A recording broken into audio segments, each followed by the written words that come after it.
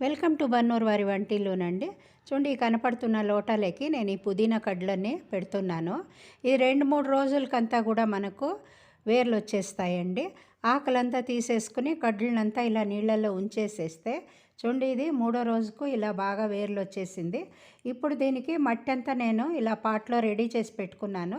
దానికంతా చిన్న చిన్నగా ఇలా బొరకలు చేసి దాంట్లోకి దీన్ని నాటేస్తున్నానండి. ఈ వేర్లు వచ్చిండే వాటిని గట్టిగా నొక్కి పెట్టాలి. తర్వాత కొంచెము నీళ్లు వేసేస్తే చాలండి.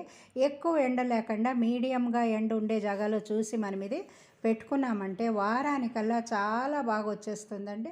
చూడండి, ఇవన్నీ 4 కుండీల్లో పెట్టినాను నేను. అన్నిట్లో కూడా ఇలా బాగా వచ్చేసిందండి. ఓ కడ్డి పెట్టుకున్నామంటే బాగా ఓ పిడికడ ఆకంతా దొరుకుతుందండి మనకు.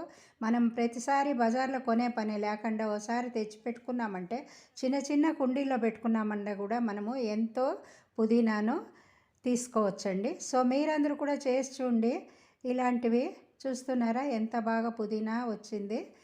మీరందరూ కూడా ఇలా చిన్న చిన్న పాటల్లో పెట్టుకుని చేసుకున్నారంటే మిగతా మన ఇంట్లో చేసుకున్న తృప్తి ఉంటుందండి. సో లైక్ చేయండి, షేర్ చేయండి. కొత్త వాళ్ళు అయితే సబ్స్క్రైబ్ చేయడం మర్చిపోకండి. కామెంట్ ఖండితంగా చేయండి.